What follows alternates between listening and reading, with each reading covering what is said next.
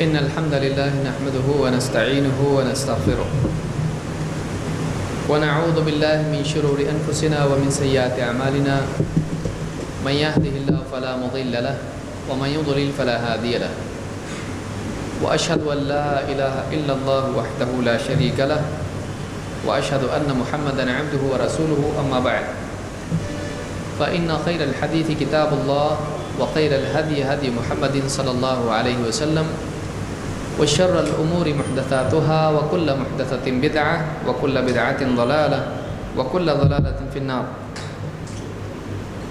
پچھلے درس میں امام جب سمع اللہ لمن حمدہ کہے تو مقتدی کو کیا کہنا چاہیے، اس مسئلے پر دلیل ہم نے دیکھی۔ آج اس سے آگے سلسلہ ہم جاری رکھتے ہوئے دونوں سجدوں کے درمیان کیا کہے، میں سمجھتا ہوں یہ بھی ہو گیا تھا۔ حذیفہ ابن الیمان رضی اللہ تعالیٰ عنہ فرماتے ہیں کہ ان النبی صلی اللہ علیہ وسلم کان یقول بین السجدتین رب اغفر لی رب اغفر لی۔ حذیفہ ابن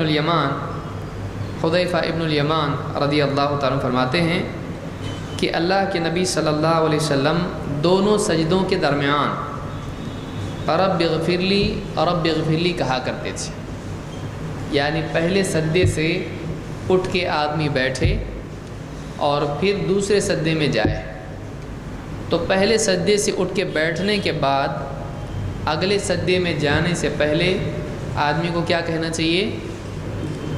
سب سے چھوٹی دعا یہ ہے، اس کے علاوہ بھی دعائیں ہیں لیکن رب اغفر لی رب اغفر لی کتنی مرتبہ ہے؟ 2 مرتبہ ہے۔ اس کو امام ابو داؤد، نسائی اور ابن ماجہ نے روایت کیا ہے۔ بہت سارے لوگ سجدے سے اٹھ کے بیٹھتے ہیں اور پھر فوراً سجدے میں چلے جاتے ہیں۔ اللہ کے نبی صلی اللہ علیہ وسلم نے اس طرح سے نماز پڑھنے کو کوے کی طرح ٹھونگ لگانا، اس کی مشابہت آپ نے اس کے مشابہ قرار دیا ہے کہ ایک آدمی سجدے میں جاتا ہے اور سجدے میں جانے کے بعد اٹھتا ہے اور پھر واپس سے سجدے میں چلا جاتا ہے۔ آپ نے پرندوں کو دیکھا ہوگا جب وہ چرتے چگتے ہیں تو اس وقت میں ٹھونگ کیسا مارتے ایک دم فوراً۔ تو اس طرح سے آدمی سکون سے سجدے میں نہ رہے اور سجدے کے بعد ذرا رکے بھی نہیں، واپس دوسرے سجدے میں چلا جائے تو یہ کیفیت اسی کی ہے۔ تو سجدوں کے درمیان سکون سے بیٹھنا چاہیے یہاں تک کہ آدمی کی ہڈیاں اپنی اپنی جگہ پر پہنچ جائیں، اس کے جسم میں سکون اور وقار ہو اور اس کے بعد میں وہ سجدے میں دوسرے سجدے میں جائے سکون سے بیٹھنے کے بعد۔ تو دونوں سجدوں کے درمیان بھی ذکر ہے، یہ ایسی سنت ہے جو عموماً متروک ہے، عام طور سے لوگ اس پر عمل کرتے ہیں، لوگوں کو عام طور سے معلوم ہی نہیں کہ سجدوں کے درمیان بھی کوئی ذکر ہے، وہ یہ سمجھتے ہیں سجدوں کے درمیان ذکر نہیں ہے۔ اس ذکر کا فائدہ کیا ہے؟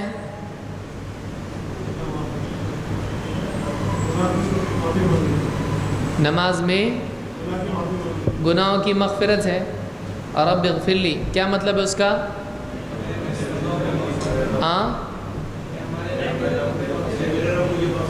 اے میرے رب میری مغفرت فرما، مجھے معاف فرما، میری بخشش کر دے، جو بھی ہے۔ تو اے میرے رب میری مغفرت فرما دے، 2 مرتبہ آدمی اللہ سے کہہ رہا ہے، کیوں ایک مرتبہ بولے تو نہیں ہوتا؟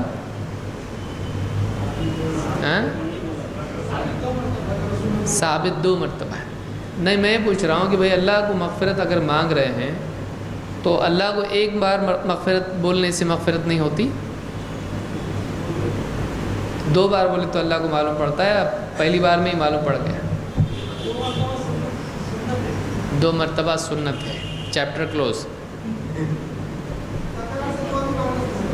دعا کے آداب میں یہ بھی ہے کہ آدمی دعا میں تکرار کرے اور بار بار مانگنا گڑ گڑانے کا انداز ہے۔ بچہ بھی ماں سے مانگتا ہے، ایک بار مانگتا یہ چاہیے بس ختم، چپ بیٹھ گیا، بار بار مانگتا ہے۔ تو بار بار مانگنا عاجزی کی علامت ہے، ورنہ عام طور سے ایک بار بولنا گھمنڈ کی بھی علامت ہوتی ہے۔ ایک بار بولا بس نہیں تو نہیں، چھوڑو، نہیں چاہیے ہم کو۔ لیکن بار بار مانگنا کیا ہے؟ عاجزی کی علامت ہے کہ ایک آدمی مانگ رہا ہے، پھر مانگ رہا ہے، پھر مانگ رہا ہے، تو یہ اپنے آپ کو چھوٹا بنانا ہے کہ آدمی بار بار مانگ رہا ہے۔ تو دعا میں تکرار یہ دعا کی قبولیت کے وسائل میں سے ہے، اس سے دعا قبول اور اچھی طرح سے ہوتی ہے، اللہ تعالیٰ دعا کو زیادہ قبول کرتا ہے، اور تکرار سے تواضع پیدا ہوتی ہے، اللہ کے آگے عاجزی ہے کہ ایک آدمی بار بار اللہ سے مانگے۔ تو 2 مرتبہ اللہ کے نبی صلی اللہ علیہ وسلم رب اغفر لی کہا کرتے تھے، تو یہ دونوں سجدوں کے درمیان کی دعا ہے۔ اب ہم آتے ہیں جلسہ استراحت کی طرف۔ جلسے کی معنی بیٹھنا یا بیٹھک، استراحت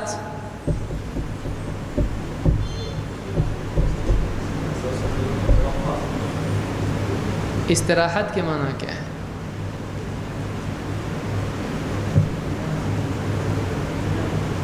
ہاں،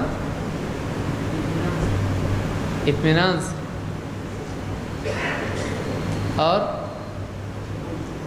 اور بھی تو اقوال ہو سکتے ہیں اس میں۔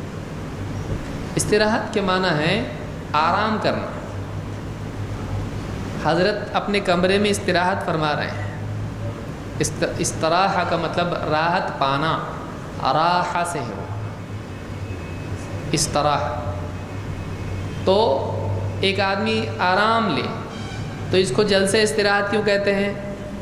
سجدے سے اٹھ کے تھوڑی دیر یہ آرام سے بیٹھتا ہے اور اس کے بعد اگلی رکعت کے لیے کھڑا ہوتا ہے، تو اس کو کہتے ہیں جلسۃ الاستراحہ۔ اس بارے میں بھی آج عام طور سے امت میں عمل مفقود ہے۔ مفقود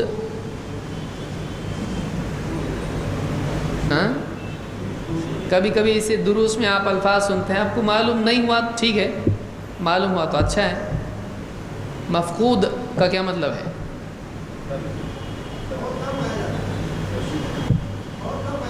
مفقود کا مطلب نہیں ہونا، مفقود الخبر جس کو کہتے ہیں۔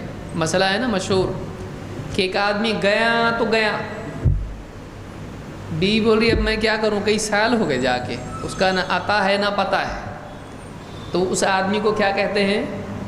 مفقود الخبر۔ اس کی خبر ہی کیا ہو گئی؟ گمنام، گم ہو جانا، اس کو کیا کہتے ہیں؟ مفقود۔ فقدہ اس سے ہے، فقدان اس سے ہے۔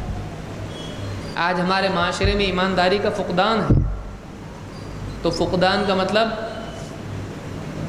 نہیں ہے، تو عام طور سے ہمارے معاشرے میں یہ چیز نہیں پائی جاتی ہے، لوگ یہ عمل نہیں کرتے ہیں، بلکہ بعض لوگ اس کا انکار کرتے ہیں، کہتے ہیں ایسا نہیں کیا جاتا ہے۔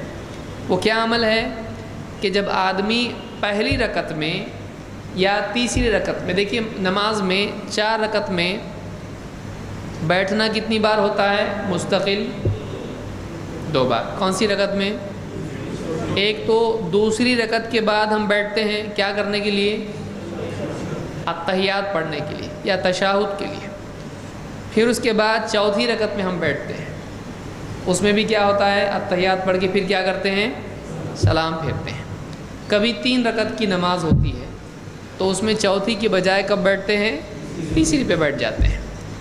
تو ایک تو دوسری رکعت پہ بیٹھا جاتا ہے، اور ایک سلام والی رکعت کے اوپر، یعنی ختم آخری رکعت جس کو آپ کہیں، آخری رکعت میں بیٹھا جاتا ہے۔ کبھی وہ چوتھی ہوتی ہے اور کبھی تیسری ہوتی ہے۔ اب بچی کون کون سی؟ 4 رکعت میں کون کون سی بچ گئی؟ پہلی اور، یعنی پہلی کے بعد اور تیسری کے بعد جب آپ چوتھی کے لیے کھڑے ہوتے ہیں، اور پہلی سے دوسری کے لیے کھڑے ہوتے ہیں۔ دوسری رکعت کے بعد تو آپ کیا کر رہے ہیں؟ التحیات کے لیے بیٹھنا، آپ کو وہ تو بیٹھنا ہی بیٹھنا ہے، اور چوتھی میں بیٹھنا ہی بیٹھنا ہے، اس کے بعد کھڑے ہونا ہے، سلام ہے اس کے بعد میں۔ تو بچ گئی کون سی؟ پہلی اور تیسری۔ تو ان رکعات میں پہلی اور تیسری رکعت پر جب پہلی کے بعد سجدے سے فارغ ہو اور تیسری کے بعد سجدے سے فارغ ہو تو اس کے بعد کھڑا ہونا ہے، لیکن کھڑے ہونے سے پہلے تھوڑا سا بیٹھ کر اٹھا جاتا ہے۔ یہ اللہ کے نبی صلی اللہ علیہ وسلم سے ثابت ہے، اس کو آپ مستحب یا سنت کہہ سکتے ہیں۔ اس بارے میں دلیلیں کیا ہیں؟ آئیے دلیل دیکھتے ہیں۔ صحیح بخاری کی حدیث ہے، کتاب الآذان، حدیث نمبر 823، مالک ابن الحویرث، کیسے پڑھتے ہیں اس کو؟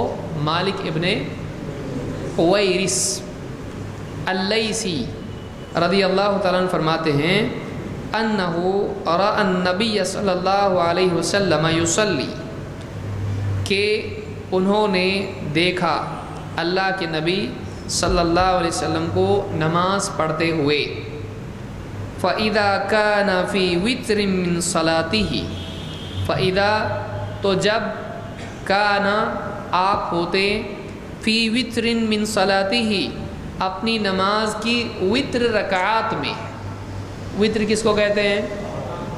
طاق، طاق یعنی 1 3 5 7، یہ کیا ہوتے ہیں؟ نمبر طاق ہوتے ہیں۔ اس کو عربی میں کیا کہتے ہیں؟ وتر، وتر کہتے ہیں۔ تو جو 1 ہو 3 ہو، 1 کے بعد آپ 2 جوڑتے چلے جائیں، اور جو بھی نمبر آیا اس میں کتنے جوڑیں گے؟ 2۔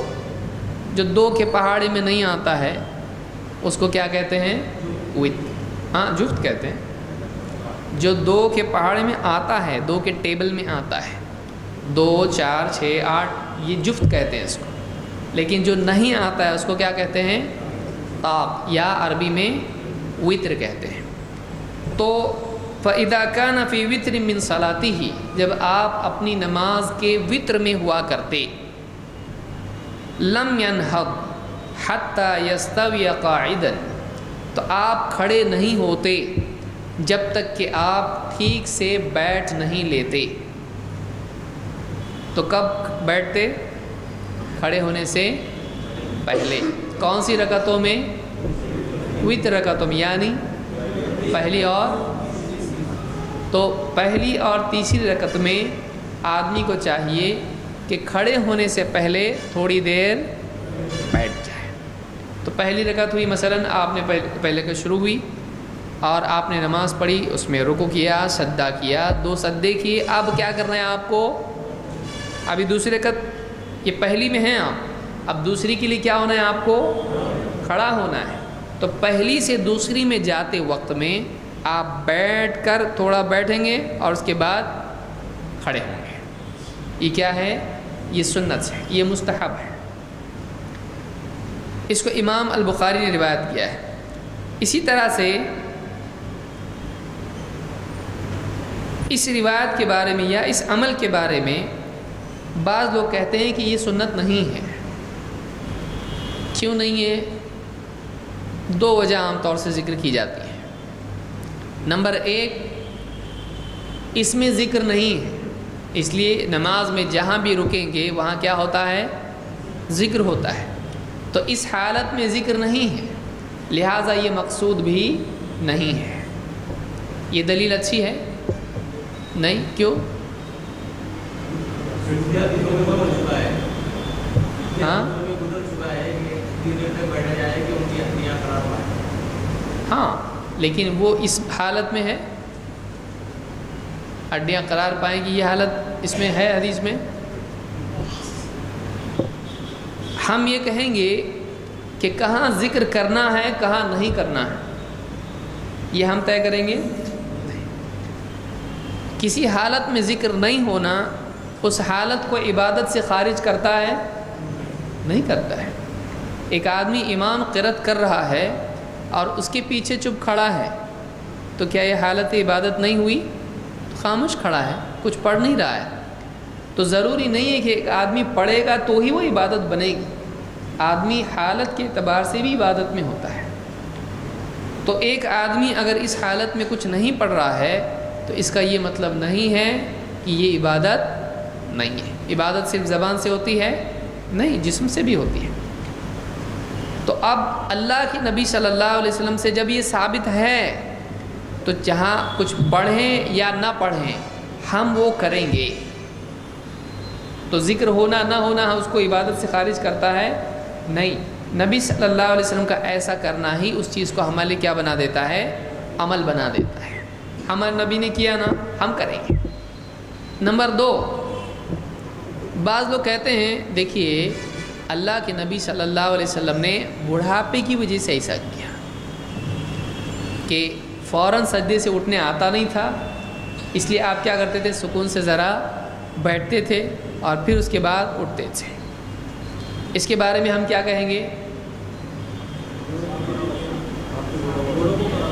ہاں، آپ بوڑھوں کو ایسا کرو تو پھر آپ نہیں کریں گے، اس کا مطلب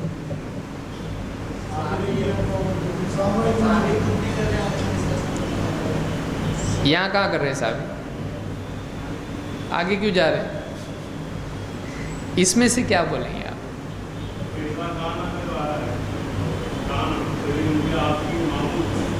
آپ کا معمول تھا۔ اس میں ہم یہ کہیں گے کہ اللہ کے نبی صلی اللہ علیہ وسلم کے جتنے اعمال ہیں، کیا اس میں عمر والوں کے لیے وہ عمل ہے کہ مخصوص عمر والے اس کو کریں گے؟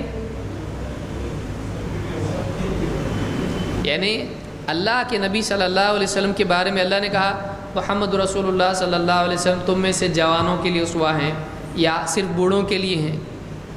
کسی عمل کو نبی کے کسی عمر کے ساتھ مقید کیا جائے گا تو مصیبت ہو جائے گی۔ پھر بولیں گے بھائی حج کرنا 63 سال کی عمر میں صحیح ہے، تو ایسا ہم لوگ کرنا شروع کر دیں گے، مشکل ہو جائے گی۔ یا شادی کرنا فلاں عمر میں، نکاح کرنا فلاں عمر میں، فلاں عمر میں ایسا کرنا، کہ نبی صلی اللہ علیہ وسلم کے اعمال کو کسی عمر کے ساتھ مقید کیا جا سکتا ہے؟ نہیں۔ ہاں، اگر اللہ کے نبی صلی اللہ علیہ وسلم خود بتاتے ہیں کہ یہ بوڑھوں کے لیے ہے، جیسے خضاب ہے، خضاب کا عمل جب داڑھی ایک دم سفید ہو جاتی ہے تو ایسے وقت میں کیا سکھایا گیا ہے ہم کو؟ خضاب کیا جائے۔ تو بڑھاپے کے لیے عمل ہے، سمجھ میں آتا ہے، جوانی میں تو سمجھ میں آتا نہیں کہ خامخواہ کا آدمی کی کالی داڑھی ہے اس کو تو خضاب لگا رہا ہے، کوئی مطلب اس میں نہیں ہے، حرام بھی وہ نہیں ہے، لیکن یہ کہ ایک آدمی اس کی وجہ اس کی نہیں ہے، کیوں؟ مقصود اس میں کیا ہے؟ آپ نے کیا فرمایا؟ غیر الشیب، آپ نے وہاں کیا کہا؟ بڑھاپے کو بدل دو، تو وہاں بدلنا کس کا ہو رہا ہے؟ تو اب اس کا آیا ہی نہیں تو بدلنے کی ضرورت ہے؟ سمجھ میں آئی؟ تو معلوم یہ ہوا کہ یہ بڑھاپے کے لیے ہے، کہ ایک آدمی ٹھیک ہے سفید بال اس کے ہو گئے ہیں تو اس کو کیا کرے گا؟ خضاب کرے گا۔ تو ٹھیک ہے وہاں پر بڑھاپے کا تذکرہ ہے، لیکن ایک آدمی نبی صلی اللہ علیہ وسلم کی کوئی بھی سنت لے لے اور اس کو کہہ دے کہ عذر کی وجہ سے تھا، تو ایسی ہوگا جیسے کوئی آدمی پھر کہے گا کہ آپ صلی اللہ علیہ وسلم جبہ بھی اس لیے پہنتے تھے، وہاں عرب میں دھول بہت اڑتی تھی، یا آپ صلی اللہ علیہ وسلم امامہ اس لیے باندھتے تھے کہ وہاں سر پہ دھوپ پڑتی تھی، آپ صلی اللہ علیہ وسلم نے فلاں عمل اس لیے کیا کیونکہ ایسا تھا۔ ہم اپنی طرف سے نبی صلی اللہ علیہ وسلم کے عمل کے لیے علت طے نہیں کر سکتے ہیں۔ کیا جملہ ہے؟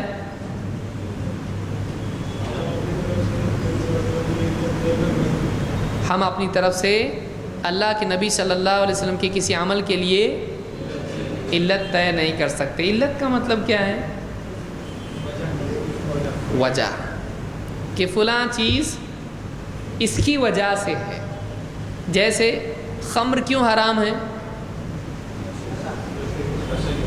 میٹھی رہتی اس لیے، اور میٹھی رہتی کہ نہیں وہ بھی معلوم نہیں، آپ نے پینے والوں نے جو پیے ہیں ان کو ہی معلوم ہے۔ خمر کیوں حرام ہے؟ اس لیے کہ اس میں نشہ ہوتا ہے، تو نشہ خمر کی کیا ہے؟ حرمت کی علت ہے۔ نشہ شراب کے حرام ہونے کی وجہ ہے، یعنی اس کی کیا ہے؟ وہ علت ہے، اس کو علت کہا جاتا ہے۔ تو ہر چیز اپنی علت کے ساتھ جڑی ہوتی ہے۔ تو اب اگر مان لیجئے کہ شراب میں سے نشہ نکل جائے تو کیا اب اس کا استعمال کرنا حلال رہے گا؟ نہیں، کیا ہاں استعمال کر سکتے ہیں اس کو؟ اسی لیے اگر شراب کا سرکہ بن جائے اور اس میں سے نشہ نکل جائے تو کیا اس کو استعمال کیا جا سکتا ہے؟ کیا جا سکتا ہے۔ لیکن کیا شراب کا سرکہ بنایا جا سکتا ہے؟ بن گیا یا کسی کے ہاں ہے تب تو اس کو استعمال کرنے میں حرج نہیں ہے، لیکن خود سے بنا سکتے ہیں؟ نہیں، کیونکہ وہ شراب سے استفادہ کرنا ہوگا، لیکن بن چکی ہے وہ شراب ہے نہیں ہے تو اس سے فائدہ اٹھا سکتے ہیں ہاں، لیکن شراب ہے اس کے پاس، اس کو سرکہ بنا سکتا ہے نہیں، تو جو چیز حرام تھی اس نے اس کو استعمال کیا، لیکن سرکہ استعمال کیا تو حرام ہے کیونکہ شراب رہی نہیں۔ تو ونیگر جس کو کہتے ہیں، تو شراب سرکہ بن سکتی ہے، بنی ہوئی میں اب نشہ باقی ہے نہیں، تو اس کو استعمال کر سکتے ہیں ہاں، کیونکہ اس کی منع کی وجہ کیا تھی؟ نشہ۔ سمجھ میں آیا؟ تو ہر حکم اس کی علت کے ساتھ مربوط ہوتا ہے، علت ختم ہو گئی حکم بھی کیا ہو گیا؟ حکم بھی ختم ہو گیا اس کے اوپر سے۔ جیسے ایک آدمی ہے، اللہ نے فرمایا وَلَا تَقْرَبُوا الصَّلَاةَ وَأَنْتُمْ سُكَارَىٰ حَتَّىٰ تَعْلَمُوا مَا تَقُولُونَ، نماز کے قریب بھی نہ جاؤ جب تم نشے میں رہو، یہاں تک کہ تمہیں معلوم ہو جائے تم کیا کہہ رہے ہو۔ تو اب یہاں نماز منع کرنے کی علت کیا ہے؟ نشہ۔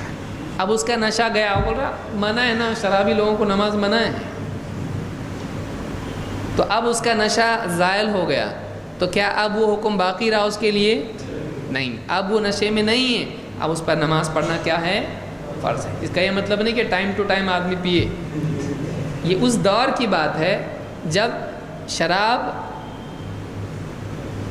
علی طول، یعنی شراب مستقلاً حرام نہیں تھی، تو اس وقت میں یہ تھا کہ نشے میں ہے نہیں پڑھ سکتا، نشے میں نہیں ہے تو پڑھنا پڑے گا۔ آج بھی اگر کوئی آدمی اس حکم کے اوپر آج بھی عمل ہو سکتا ہے کہ نہیں ہو سکتا ہے؟ نہیں ہو سکتا، پھر قرآن میں کہیں کوئی آج کوئی آدمی نشے میں ہے، کیا اس کے لیے نماز پڑھنا جائز ہے؟ نہیں ہے، وہ گناہ گار ہوا وہ الگ بات ہے، لیکن اب وہ لے جان میں پیا تو صحیح ہے، نشے میں ہے لیکن آتا نہ میں نماز کو، آ سکتا ہو نماز کے لیے؟ نہیں آ سکتا۔ تو نشے کی حالت میں نماز پڑھانا یا پڑھنا اس کے لیے جائز نہیں ہوگا، کیونکہ اللہ کا حکم آج بھی باقی ہے۔ پینا حرام ہے الگ بات ہے، لیکن کوئی پی لیا ہو تو نماز پڑھ سکتا ہے نہیں۔ وَلَا تَقْرَبُوا الصَّلَاةَ وَأَنْتُمْ سُكَارَىٰ، تو تم نماز کے قریب ہی نہ جاؤ جب تم نشے کی حالت میں ہو۔ تو یہاں یہ اصول یاد رکھیں کہ حکم اپنی علت کے ساتھ جڑا ہوتا ہے، علت اگر ختم ہوگی تو حکم بھی ہٹ جاتا ہے۔ تو یہاں پر بعض لوگوں کا یہ کہنا کہ اللہ کے نبی صلی اللہ علیہ وسلم بڑھاپے کی وجہ سے ایسا کرتے تھے، کس نے کہا ایسا؟ کوئی ہم اس سے یہ پوچھیں گے کہ یہ بتائیے کہ یہ جو عمل ہے یہ بڑھاپے کی وجہ سے کون بتایا؟ کیا نبی صلی اللہ علیہ وسلم نے بتلایا کہ میں ایسا بڑھاپے کی وجہ سے کر رہا ہوں؟ اگر آپ صلی اللہ علیہ وسلم اپنے عمل کی علت یہ بتا رہے ہیں یا کوئی صحابی بتا رہے ہیں تب اس کو سمجھا جا سکتا ہے۔ اس کی کوئی مثال ہے کہ علت اور پھر اس میں عمل؟ تیمم، کیا علت؟ پانی نہیں ملا تو تیمم کی، تو قرآن میں صراحت کے ساتھ فَإِن لَمْ تَجِدُوا مَاءً فَتَيَمَّمُوا صَعِيدًا طَيِّبًا۔ اللہ کے نبی صلی اللہ علیہ وسلم سواری پر سے گر گئے، یعنی اس کے مشابہ مثال میں کہہ رہا ہوں، تو بہت ساری مثالیں ہوں گی۔ اللہ کے نبی صلی اللہ علیہ وسلم سواری پر سے گر گئے، آپ کے گھٹنے میں چوٹ آئی، تو آپ صلی اللہ علیہ وسلم نے بیٹھ کر نماز پڑھائی۔ یہ کون بتا رہا ہے؟ صحابی بتا رہے ہیں۔ اللہ کے نبی صلی اللہ علیہ وسلم سوار تھے، سواری پر سے گرے، اور گرنے کی وجہ سے کیا ہوا؟ گھٹنے میں چوٹ آئی، تو آپ نے نماز کیسے پڑھائی؟ بیٹھ کر، اور آپ کے پیچھے لوگوں نے کھڑے ہو کر نماز پڑھی۔ تو ان لوگوں کو آپ نے کہا کہ ایسا نہیں، آپ نے ان کو بتایا کہ جب امام بیٹھ کے پڑھے تو تم بھی کیا کرو؟ بیٹھ کے پڑھو۔ ان کو آپ نے بعد میں کیا کہا کہ جب امام بیٹھ کر پڑھے تو تم بھی کیا کرو؟ بیٹھ کر پڑھو۔ لیکن اخیر عمر میں یہ حکم اس کی گنجائش رہی کہ کوئی کھڑا ہو تو کوئی حرج نہیں ہے۔ کیوں؟ اللہ کے نبی صلی اللہ علیہ وسلم آخری ایام میں آئے اور ابو بکر صدیق رضی اللہ تعالیٰ نماز پڑھا رہے تھے۔ آپ آئے اور بیٹھ گئے ان کی بائیں طرف، اور ابو بکر کدھر ہیں؟ دائیں طرف۔ تو مقتدی کہاں ہوتا ہے؟ دائیں کہ بائیں؟ بائیں، دائیں طرف ہوتا ہے۔ امام کہاں ہوتا ہے مقتدی کے؟ ہاں، دائیں بائیں معلوم نا؟ تو سائیں سائیں ہوتا ہے لوگ، دائیں بھی وہی بائیں بھی، دونوں وہی کیے نا، کیا ہے اس میں؟ دائیں کا مطلب سیدھی طرف، بائیں کا مطلب الٹی، جو بھی بولیں آپ اس کو، الٹی طرف، رائٹ لیفٹ۔ تو امام مقتدی کو اپنی سیدھی طرف رکھے گا، یہ یاد رکھیں۔ امام کدھر لے گا؟ اگر آپ اپنے بچے کو لے کے نماز پڑھیں تو بچہ کہاں رکے گا؟ آپ کے آگے، ہاں، سیدھی طرف۔ تو کون کس کو پڑھا رہا ہے نماز؟ اس کو الٹی طرف نہیں لینا، اس کو فضیلت کس کو ہے؟ تو امام کہاں لے گا مقتدی کو؟ سیدھی طرف لے گا، یاد رہے گا ابھی۔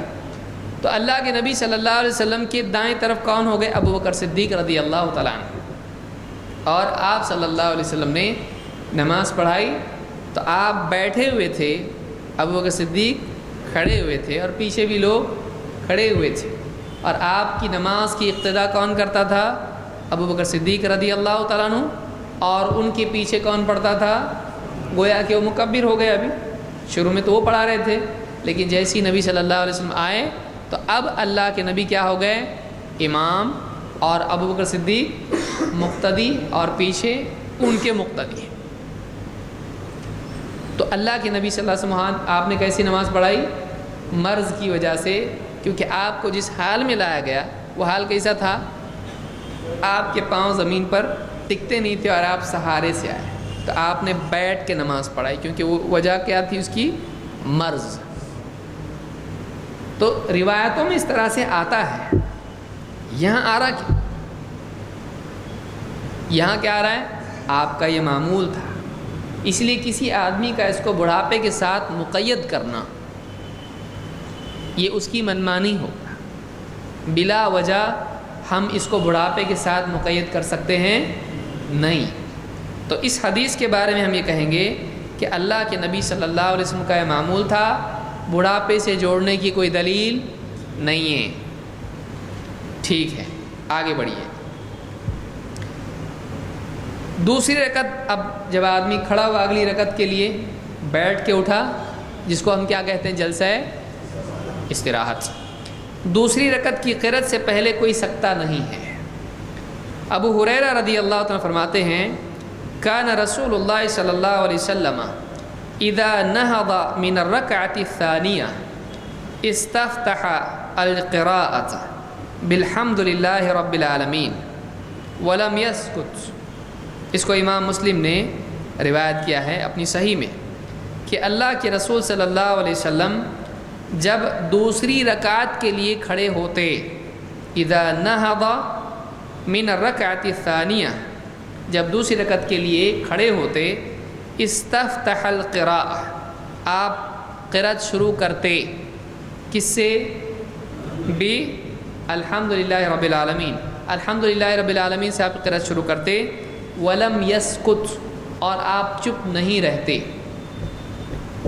کیوں بیان کر رہے ہیں اسے آپ چپ نہیں رہتے؟ پہلی رکعت میں، ہاں، کس نے بتایا تھا؟ وہ کس کی روایت ہے وہ؟ ہاں، ابو ہریرہ۔ کیا روایت ہے وہ؟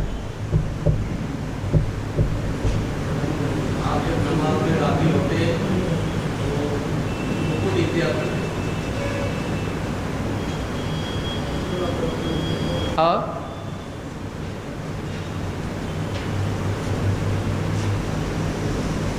پیچھے ڈھونڈ رہے ہیں؟ امتحان میں کہاں ڈھونڈیں گے؟ امتحان آ رہا قریب۔ ہاں،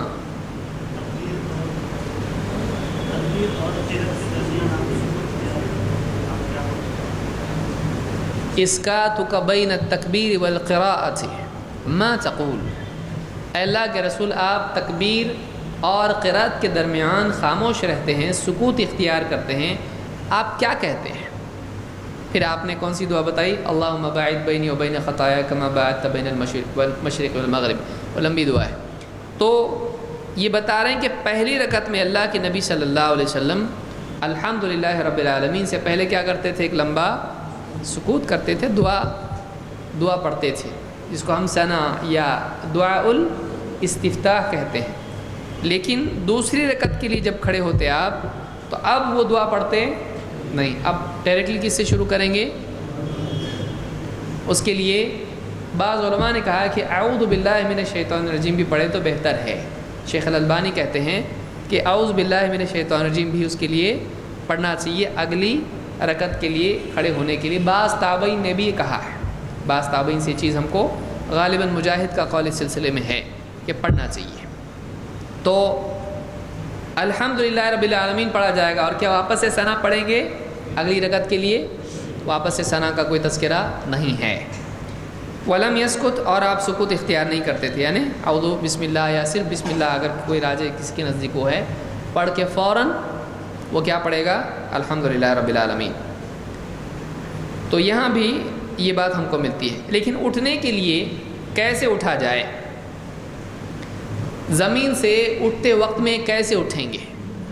اس کی کیفیت کیا ہے؟ ازرق ابن قیس رحمہ اللہ فرماتے ہیں رأیت ابن عمر یعجن فی الصلاة یعتمد علی یدیہ اذا قام فقلت له فقال رأیت رسول اللہ صلی اللہ علیہ وسلم یفعلہ۔ ابو اسحاق الحربی نے غریب الحدیث میں یہ روایت نقل کی ہے اور اس کی سند حسن ہے۔ تمام المنہ پر صفحہ نمبر 196 پر شیخ الالبانی نے اس کی تحقیق ذکر کی ہے۔ ازرق ابن قیس کہتے ہیں کہ میں نے رأیت ابن عمر، میں نے عبداللہ ابن عمر رضی اللہ تعالیٰ کو دیکھا، یعجن فی الصلاۃ، نماز میں وہ ٹیک لگاتے تھے۔ یعجن، عجین کہتے ہیں آٹے کو، عجین، یعجن ٹیک لگانا کیسے؟ جیسے آٹا گوندھا جاتا ہے، تو گویا کہ نماز میں آٹا گوندھ رہے ہیں، ایسا کرتے تھے۔ اذا قام، کھڑے ہوتے وقت۔ کب کرتے تھے؟ اذا، کھڑے ہوتے وقت ٹیک لگا کر اٹھتے تھے۔ فقلت له، میں نے اس کا تذکرہ ان سے کیا، میں نے پوچھا کیا یہ یعنی عمل آپ کیسے کر رہے ہیں، کیا مطلب دلیل ہے کچھ اس کی، کچھ کیوں کرتے ہیں آپ ایسا؟ فقال رأیت رسول اللہ صلی اللہ علیہ وسلم یفعلہ، انہوں نے کہا میں نے اللہ کے رسول صلی اللہ علیہ وسلم کو ایسا کرتے دیکھا ہے۔ تو جب عبداللہ ابن عمر رضی اللہ عنہ نے اللہ کے نبی صلی اللہ علیہ وسلم کو دیکھا تو وہ بوڑھے تھے کہ جوان تھے؟ معلوم نہیں نا۔ عبداللہ ابن عمر خود کہتے ہیں، بخاری میں روایت نقل کی ہے امام البخاری نے، میں جوان تھا، میرا کوئی ٹھکانہ نہیں تھا، میں مسجد میں سویا رہتا تھا۔ تو اس زمانے میں کیا تھے؟ جوان تھے۔ اور سیرت کی کتابوں میں پوری تفصیل ان کی عمر کی ملے گی کہ بدر میں ریجیکٹ ہو گئے، احد میں سلیکٹ ہو گئے وغیرہ، تو جنگ کے لیے۔ تو عبداللہ ابن عمر رضی اللہ تعالیٰ عنہ کم عمر تھے اللہ کے نبی صلی اللہ علیہ وسلم کے زمانے میں، اور اسی لیے کچھ لوگوں کی روایتیں بہت زیادہ ہیں۔ کون کون ہیں وہ؟ ابو ہریرہ، عائشہ رضی اللہ تعالیٰ عنہ، انس ابن مالک، عبداللہ ابن عمر، عبداللہ ابن عباس اور عبداللہ ابن عمرو ابن عاص بھی ہیں۔ یہ ایک دم ٹاپ لیول کے روات ہیں، یعنی ان کی روایتیں بہت زیادہ ہیں، اور ان کی سب کی عمریں آپ دیکھیں گے اللہ کے نبی صلی اللہ علیہ وسلم کے زمانے میں کیا تھی؟ کم تھی، لہٰذا ان کو بعد میں زمانہ لمبا ملا، لہٰذا انہوں نے زیادہ حدیثیں بیان کی لوگوں میں، اور ان کی روایتیں کیا ہو گئیں؟ زیادہ ہو گئیں۔ تو یہ صحابہ جن کی روایتیں آپ دیکھیں، میجورٹی جن کی روایتیں میکسیمم ہیں، بہت یعنی کثرت سے جن کی روایتیں ہیں وہ یہ ہیں، اور یہ سب کے سب کم عمر تھے اللہ کے نبی صلی اللہ علیہ وسلم کے زمانے میں۔ تو کم عمر ہونے کی وجہ سے یہ بعد کے دور میں ان کو زیادہ موقع ملا روایتیں بیان کرنے کا، اور ان کی روایتیں کیا ہو گئی؟ زیادہ ہو گئی۔ تو کہتے ہیں کہ میں نے ان سے پوچھا کہ آپ ایسا کیوں کرتے ہیں؟ تو عبداللہ ابن عمر نے کیا جواب دیا؟ میں بوڑھا ہو گیا ہوں۔ کیا جواب دیا؟ میں نے اللہ کے نبی صلی اللہ علیہ وسلم کو ایسا کرتے دیکھا ہے۔ تو آپ صلی اللہ علیہ وسلم کو نبوت کون سی عمر میں ملی؟ 40 سال۔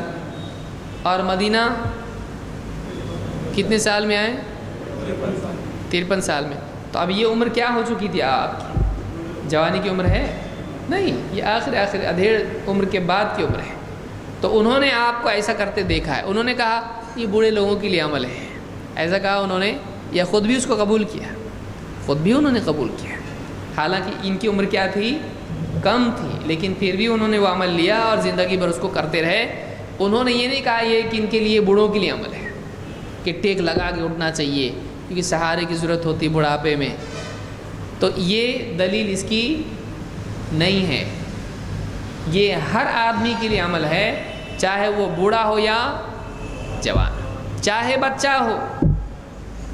ہو، کیونکہ انہوں نے یہ نہیں کہا اس کی وجہ بڑھاپا ہے، اس کی وجہ کیا ہے؟ سنت ہے۔ تو اس حدیث سے معلوم ہوتا ہے کہ پہلی رکعت سے اور جب بھی نماز میں آدمی اٹھے تو کیسا اٹھے؟ ٹیک لگا کے، جیسے آٹا گوندنے کی کیفیت ہوتی ہے۔ بعض علماء نے کہا کہ یا جن کا مطلب آٹا گوندنے جیسا نہیں ہے، بس ٹیک لگانا ہے، لیکن زیادہ راجح قول کیا ہے اس میں؟ زیادہ صحیح لگتا ہے جیسے آدمی آٹا گوندنے کی کیفیت ہوتی ہے ویسا ٹیک لگا کے اٹھے، کیونکہ الفاظ ظاہر ہیں اور ظاہر سے ہٹنے کے لیے کوئی مطلب وجہ نہیں ہے۔ اسی طرح سے ازرق ابن قیس ہی کی روایت ہے جو بہقی نے اس کو ذکر کیا ہے اپنی سنن میں۔ کہتے ہیں رأیت ابن عمر اذا قام من الرکعتین اعتمد علی الارض بیدیہ، میں نے دیکھا عبداللہ ابن عمر کو جب وہ 2 رکعتوں سے اٹھتے تو اپنے دونوں ہاتھ زمین پر ٹیک لگا کر اٹھتے۔ کتنے ہاتھوں سے ٹیک لگاتے؟ ایک ہاتھ سے، 2 ہاتھوں سے۔ فقلت لولدہ ولجلسائہ، میں نے ان کے بیٹے سے اور ان کے ساتھ اٹھنے بیٹھنے والوں سے پوچھا لعلہ یفعل ھذا من الکبر، شاید بڑھاپے کی وجہ سے ایسا کرتے ہوں گے۔ پوچھا میں نے ان کے بیٹے سے پوچھا، قریبی لوگوں سے پوچھا، یہ جو ایسا کرتے شاید بوڑھے ہو گئے اس لیے ایسا کرتے ہوں گے؟ قالوا لا، انہوں نے کہا نہیں ایسا نہیں ہے، ولیکن ھذا یکون، یہ ایسا ہی ہے، یہ عمل کیا ہے؟ ایسا ہی ہے، یعنی 2 رکعتوں سے اٹھتے وقت میں یہ ٹیک لگا کے جو اٹھتے ہیں نا، تو یہ عمل ایسا ہی ہے، بڑھاپے کی وجہ سے نہیں ہے۔ تو یہ شبہ وسوسہ یہ بھی کیا ہو گیا، اس سے نکل گیا کہ یہ کس وجہ سے ہے؟ بڑھاپے کی وجہ سے۔ یعنی ان کے قریبی لوگ تو کہہ رہے ہیں بھائی بڑھاپے کی وجہ سے نہیں ہے، ایسے ہی کرنا ہے۔ دور رہ کے آج لوگ کیا بولتے ہیں؟ بڑھاپے کی وجہ سے، جو نہ ان کو دیکھے نہ ملے ان سے، لیکن ان کے دل میں کیا آتا ہے یہ کس وجہ سے ہوگا؟ صحیح ہے ایسا؟ اپنی وجہ سے کسی عمل کی علت طے کرنا چاہیے نہیں۔ تو اس کو امام البیہقی نے روایت کیا ہے اور اس کی سند بھی جید ہے۔ تو ان 2 روایتوں میں کیا کیا معلوم پڑا؟ بتائیے ذرا۔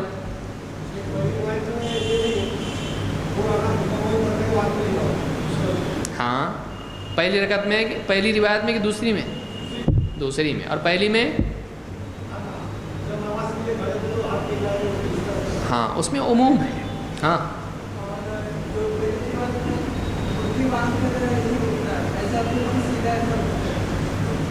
اس میں کیفیت ہے کہ کیسے اٹھنا ہے، یہاں پر بس اتنا ہے کہ ہاتھ ٹکاتے تھے، کیفیت اس کی بیان نہیں ہوئی ہے۔ لیکن پہلی روایت میں کیا ہوا ہے؟ یا جنف الصلاۃ، کہ آٹا گوندنے جیسی کیفیت کے ساتھ اٹھتے تھے، ایسا عجیب۔ پہلی روایت میں کیفیت ہے، دوسری میں ہے نہیں ہے۔ تو دوسری کو کس کے تابع کریں گے آپ؟ پہلی کے، کیونکہ کیفیت کی تفصیل اس میں آپ کو مل رہی ہے۔ تو یہاں پر ہم کو ملتا ہے کہ نماز میں اٹھنے کی کیفیت یہ ہے کہ آدمی کیا کرے؟ ہاتھ ٹکا کے اٹھے۔ اور بڑھاپے کے ساتھ ہے یہ بڑھاپے کے ساتھ چیز معلق نہیں ہے، بلکہ ہر عمر کا آدمی اس عمل کو کرے گا۔ ٹھیک ہے.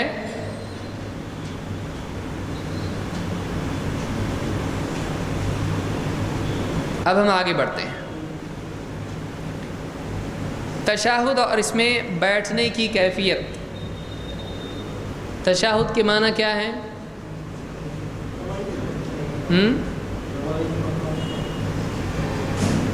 کون سی حالت کو تشہد کہتے ہیں؟ رکوع میں ہوتے ہیں جب قاعدے کی.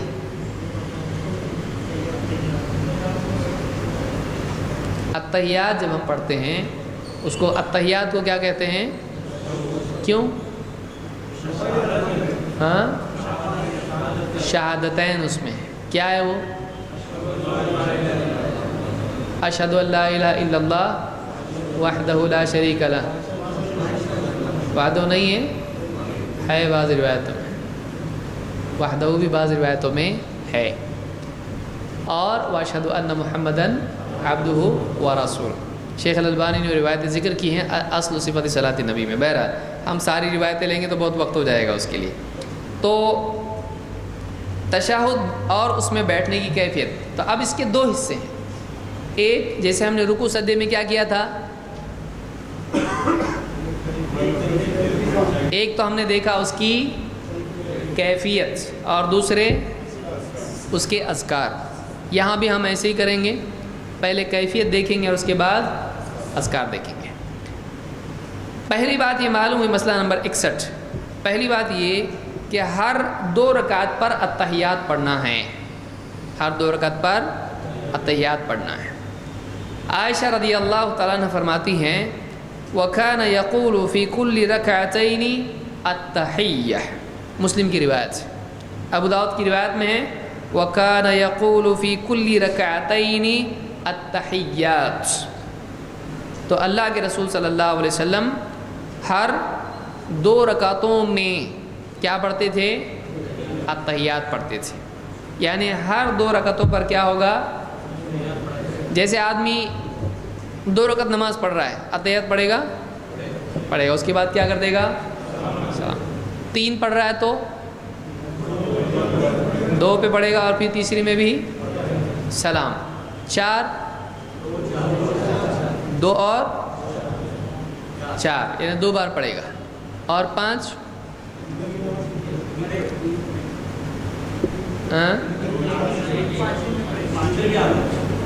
وطر کی حالت میں 5 اگر وطر پڑھتا ہے تو 2 4 اور 5. کہاں سے لائے؟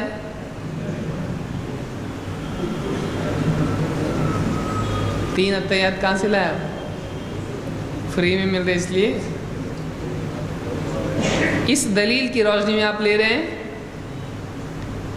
وطر کی نماز عام نمازوں سے، اس لیے اس میں خاص طریقہ ہے. اور حضرت عائشہ کی روایت ہے کہ جب 5 پڑھتے تھے تو بالکل نہیں بیٹھتے تھے، آخر میں بیٹھتے تھے. تو آپ اس کو لیں گے کہ اس عام روایت کو لیں گے؟ عام روایت کو لیں گے نا. ہاں، اس میں اسپیشل ہے، اس کے لیے اسی روایت کو رکھا جائے گا. اور یہ عام، جیسے کوئی آدمی کہے ساری کتابیں چٹائی پہ رکھ دو، قرآن اوپر رکھو، تو اب یہ آدمی کیا کہے گا؟ ساری کتابیں کیا ہیں؟ کہاں رکھنا ہے؟ چٹائی پہ. قرآن کیا ہے؟ تو ساری کتاب میں قرآن آیا کہ نہیں آیا؟ کہاں رکھنے کا اس کو؟ چٹائی پہ. صحیح ہے؟ نہیں، جملہ آپ ہی تو بولے نا ساری کتابیں چٹائی پہ رکھو، تو میں نے چٹائی پہ رکھا تو غلط کیا ہوا؟ ہاں، کس عموم میں سے اگر خاص کسی کے بارے میں کچھ بتایا جائے تو اس کو اس کے تابع کریں گے، عموم کے نہیں، بلکہ اس کے لیے اسپیشل کیٹیگری رہے گا. سمجھ میں آیا؟ جیسے آپ دولہے والے ہیں، سارے مہمانوں کو کھلا دو، کوئی بولے، اور آپ کو بولے دولہے والوں کو اندر لو، تو آپ مہمانوں میں سے ہیں نہیں نا؟ کیا ہے، ڈاکو ہیں کیا ہے؟ مہمانوں میں سے ہے نا آپ؟ مہمان نہیں ہے کہ میزبان ہے؟ کیا وہیں رہنے کا ارادہ ہے؟ گھر جمائی بنیں گے؟ آپ بھی تو مہمان ہیں، لیکن کیسے مہمان ہیں؟ خاص مہمان ہیں، خوشی کی بات ہے۔ تو آپ عمومی اسٹیٹمنٹ میں آئیں گے نہیں۔ تو اس طرح سے یہ اصول ہے، یہ انسانی کلام کا اصول ہے، اور یہی حدیثوں میں بھی آتا ہے کہ کلام ایسا ہی سمجھا جاتا ہے۔ تو عموم پر کس کو ترجیح دی جائے گی؟ خصوص کو۔ سمجھ میں آ رہا ہے کہ نہیں آ رہا ہے؟ یہ پھر سے ہم واپس وہی چھیڑ کے بیٹھے جو پہلے ہو چکا ہے کہ عمومی حکم جب ہوتا ہے اس میں سے جب خاص کا ذکر آتا ہے تو خاص کا کیس الگ پکڑا جاتا ہے۔ تو وطر پر یہ لاگو ہوگا ہر 2 رکعتوں پر۔ اس لیے بعض اوقات بہت سارے لوگ جب دلیلیں دینا شروع کرتے ہیں تو عمومی دلیلیں زبردستی فٹ کرنے کی کوشش کرتے ہیں۔ کیسے؟ جیسے نماز کے بعد دعا کرنا ہے تو اس کے لیے دعا کی فضیلت، جب بھی بندہ ہاتھ اٹھاتا ہے اللہ اس کے ہاتھوں کو خالی نہیں لوٹاتا، دیکھو دعا مانگنا چاہیے۔ جبکہ ہم بتا رہے ہیں کہ اللہ کے نبی صلی اللہ علیہ وسلم نے پوری زندگی میں نماز کے بعد اجتماعی دعا فرض نمازوں کے بعد نہیں کی، لیکن یہ عمومی دلائل ہیں، اس سے لوگ دلیل پکڑتے ہیں۔ تو عمومی دلائل سے استدلال نہیں کیا جائے گا جب کیس خصوصی ہو، یہ اصول ہے، یہ اس کو یاد رکھیے۔ تو یہاں پر بھی 2 رکعتوں پر آپ اتحیات پڑھا کرتے تھے، ایک عمومی دلیل ہے، لیکن وطر کے لیے کیا ہے؟ خاص طور سے آیا ہے کہ وطر کی نماز آپ صلی اللہ علیہ وسلم جب 5 رکعت پڑھتے تھے تو آپ کیا کرتے تھے؟ ایک سلام سے پڑھتے تھے۔ 3 کے بارے میں بھی یہی بات آئی ہے۔ 3 کے بارے میں 2 طرح سے ہے وطر میں۔ ایک تو یہ ہے کہ 2 رکعت پڑھ کے سلام پھیرا جائے، پھر 1 رکعت پڑھی جائے۔ تو کیا اس حدیث پر عمل ہوا؟ نہیں نا، 2 پہ اتحیات نہیں پڑھے نا، آپ نے پڑھے نا، پھر سلام بھی پھیرے، یہ ایکسٹرا ہوا اس میں، لیکن اتحیات ہوا نا 2 پہ۔ وطر کی 3 رکعت میں آپ نے 2 پر اتحیات پڑھا اور اس کے بعد سلام پھیرا، پھر کھڑے ہوئے 1 رکعت پڑھی، ایسی وطر ہوتی کیا؟ ہوتی ہے۔ عبداللہ ابن عمر رضی اللہ تعالیٰ عنہ اسی طرح سے وطر پڑھا کرتے تھے۔ اور دوسرا طریقہ یہ ہے 3 رکعت وطر پڑھنے کا کہ 1 2 3 اور پھر تیسری پہ بیٹھیں گے، جیسے مغرب میں پہلی مرتبہ بیٹھیں گے نہیں۔ یہ بھی حاکم کی روایت اس سلسلے میں موجود ہے، اور اللہ کے نبی صلی اللہ علیہ وسلم ایسا بھی پڑھا کرتے تھے۔ تو اس سے معلوم ہوتا ہے کہ 1 7 3 پڑھی جائے گی وطر میں۔ ایک سلام سے اگر پڑھیں گے تو 2 پر بیٹھیں گے نہیں، ٹھیک ہے۔ اتحیات میں جب آپ بیٹھیں گے تو آپ اشارہ بھی کریں گے انگلی کا، اور انگلی کا جب اشارہ کریں گے تو نگاہ کہاں ہوگی؟ امام صاحب پہ، اشارے پہ۔ کس کے؟ اپنے بازو والے؟ اپنے اشارے پہ۔ اپنے کیسا معلوم پڑا آپ کو؟ دلیل ہے اس کی۔ عبداللہ ابن زبیر رضی اللہ عنہ فرماتے ہیں ان رسول اللہ صلی اللہ علیہ وسلم كان اذا قعد في التشهد وضع كفه اليسرى على فخذه اليسرى واشار بالسبابة لا يجاوز بصره اشارته۔ نسائی کی روایت ہے اور حسن روایت ہے، نسائی میں 1275، کہ اللہ کے رسول صلی اللہ علیہ وسلم جب تشہد میں بیٹھتے تو کیا کرتے؟ وضع کفہ الیسری علی فخذہ الیسری، اپنی بائیں ہتھیلی اپنی بائیں ران پر رکھتے ہیں۔ ران کس کو بولتے ہیں؟ گھٹنے سے اوپر کا حصہ کیا ہو جاتا ہے؟ ران۔ تو اپنی بائیں ہتھیلی کفہ الیسری کہاں رکھتے؟ بائیں الٹی لیفٹ ران پر۔ وَأَشَارَ بِالسَّبَّابَةِ لَا يُجَاوِزُ بَصَرُهُ إِشَارَتَهُ، اور آپ اپنے سبابہ سے، سبابہ کس کو کہتے ہیں؟ تشہد یا شہادت کی انگلی جس کو ہم بولتے ہیں، وہ شہادت اس اعتبار سے نہیں انگلی کٹا کے شہید میں شمار ہونا، شہادت یعنی آدمی شہادت میں اٹھا رہا ہے اس کو۔ سبابہ کیوں کہتے ہیں اس کو؟ سب کے معنی الزام لگانا، برا کہنا، تو آدمی بولتا اس نے مارا میرے کو، اس نے میرا مال چھینا، یہ دیکھو یہ مجرم ہے، اس نے مجھ پر ظلم کیا. تو یہ جو انگلی ہے طبعاً عام انسانیت دنیا بھر کی کون سی انگلی سے اشارہ کرتی کسی کی طرف؟ اللہ نے بنا فطرت میں انسان کی، معلوم نہیں ایسا ہے.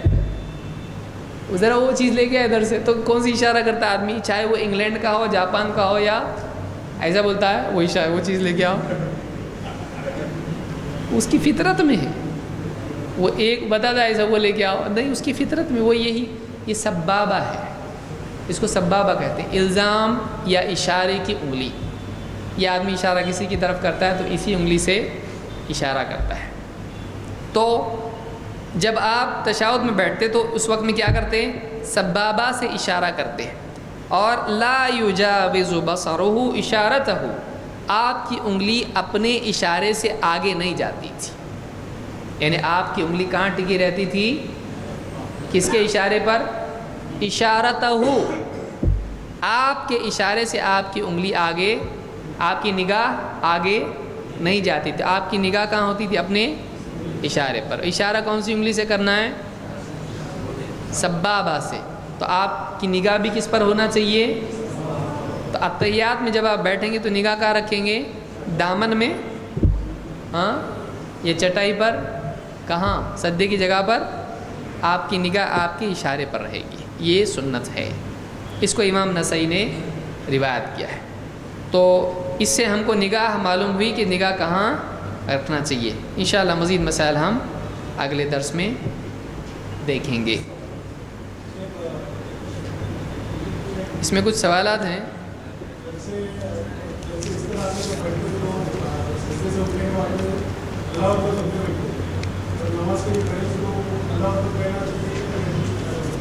جب آدمی سجدے سے اٹھے تو اللہ اکبر کہنے کے بعد بیٹھے، پھر اٹھتے وقت تکبیر نہیں ہے، وہ ایک ہی تکبیر ہے. سوال یہ ہے کہ ایک مسجد میں دوسری جماعت بنا کر نماز ادا کر سکتے ہیں یا نہیں؟ واضح کیجئے قرآن و حدیث کی روشنی میں. دیکھیے، ایک مسجد میں دوسری جماعت عموماً نہیں بنانا چاہیے، اس میں کراہت ہے. اس لیے کہ اس میں کئی مفاسد ہیں.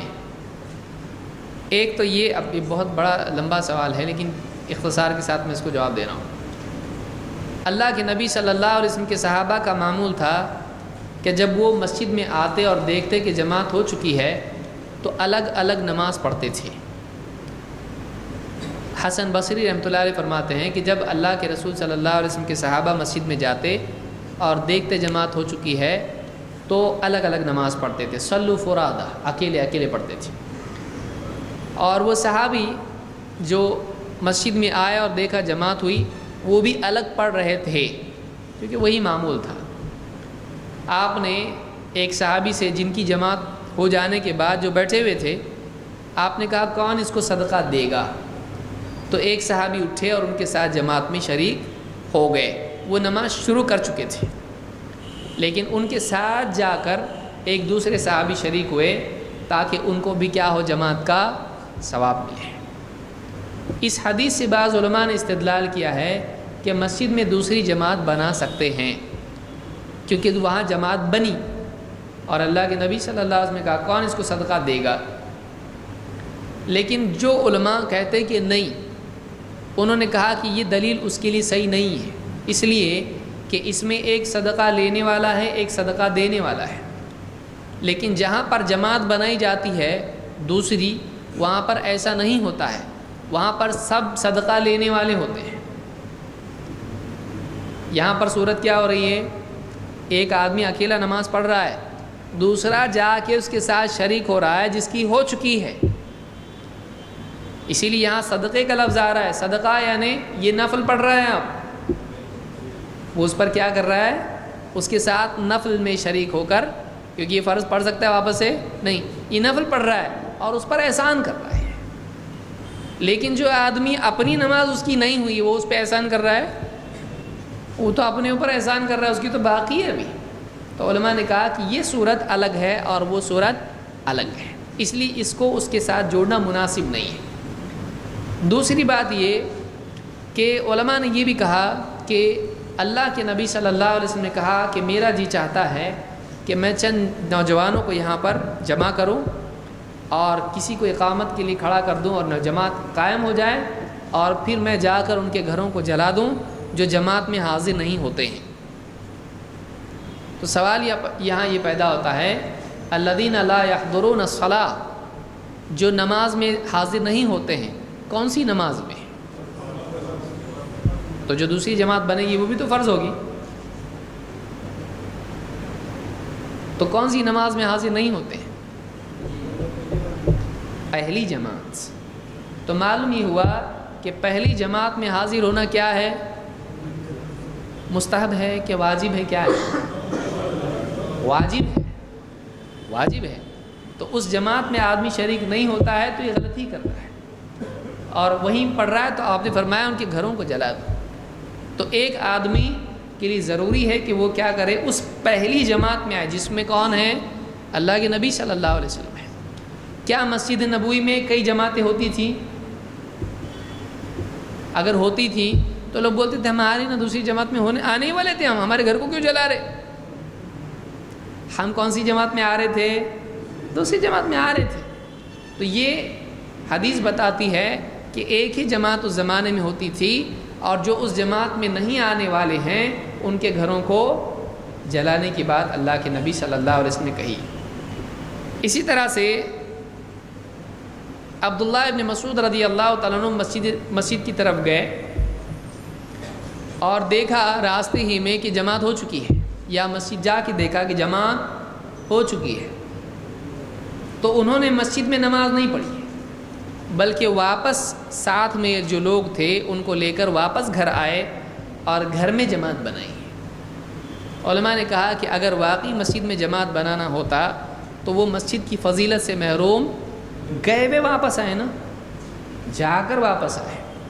تو یہ بھی قرینہ ہے کہ صحابہ میں یہ چیز تھی کہ جماعت بنانا ہے تو مسجد میں نہ بنائی جائے بلکہ الگ سے کہیں اور بنائی جا سکتی ہے۔ مسجد سے ہٹ کے کسی کا کمرہ ہے، جا کے جماعت بنائے اگر کوئی تو کوئی مسئلہ نہیں ہے، کوئی مسئلہ نہیں، کیونکہ کبھی دیر بھی ہو سکتی ہے آدمی کو آنے میں۔ مجبوری میں علماء نے بعض صورتوں میں دوسری جماعت بنانے کی گنجائش دی ہے، جنہوں نے کہا کہ بنا سکتے انہوں نے بھی کچھ قیود کے ساتھ بتایا۔ قید نمبر 1، پہلی جماعت میں اگر سستی ہوتی ہے بعد کی جماعتوں سے تو وہ صحیح نہیں ہے۔ 2، مسلمانوں میں آپس میں اختلاف اور انتشار ہوتا ہے کئی جماعتوں سے تو وہ صحیح نہیں ہے۔ 3، مقامی امام اور ذمہ دار جو بھی ہے مسجد کا اس کی اجازت نہیں ہے تو بھی صحیح نہیں ہے۔ کیوں؟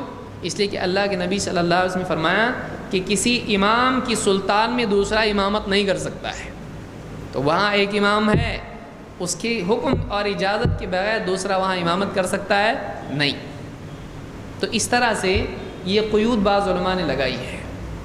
تو یہ بہت پیچیدہ مسئلہ ہے۔ بعض علماء نے علی الاطلاق کہا کہ جماعت چونکہ فضیلت ہے اس لیے بنائی جا سکتی ہے، لیکن زیادہ صحیح یہی لگتا ہے کہ نہیں بنانا چاہیے، اور خصوصاً اگر بنانا ہی ہے تو ان شرطوں کے پورا ہونے کے بعد وہ بنا سکتے ہیں۔ بعض مساجد میں اجازت ہوتی ہے کہ بنانا چاہے تو بنا لو۔ اگر کوئی مسجد ایسی ہے کہ جو مسافروں کے لیے بنائی ہوئی ہے اور لوگ آتے ہیں نماز پڑھتے ہیں جاتے ہیں، اس کا کوئی وقت ہوتا ہے مسافر کا؟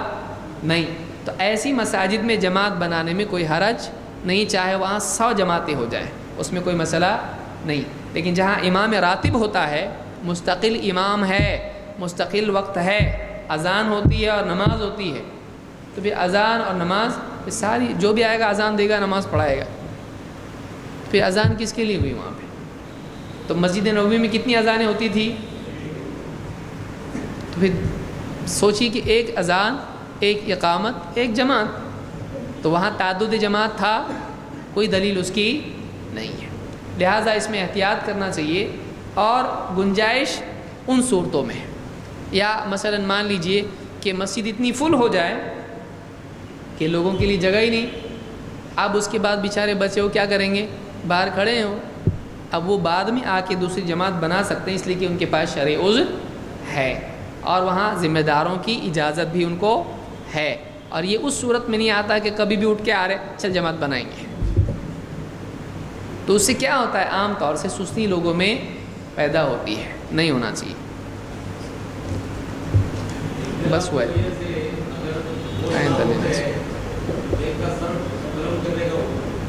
نہیں ایسا نہیں، ویسا نہیں، وہ سر قلم اس میں نہیں ہے، مسجد کے امام نہیں ہے، مسلمانوں کا امیر اور حاکم کی صورت میں ہے۔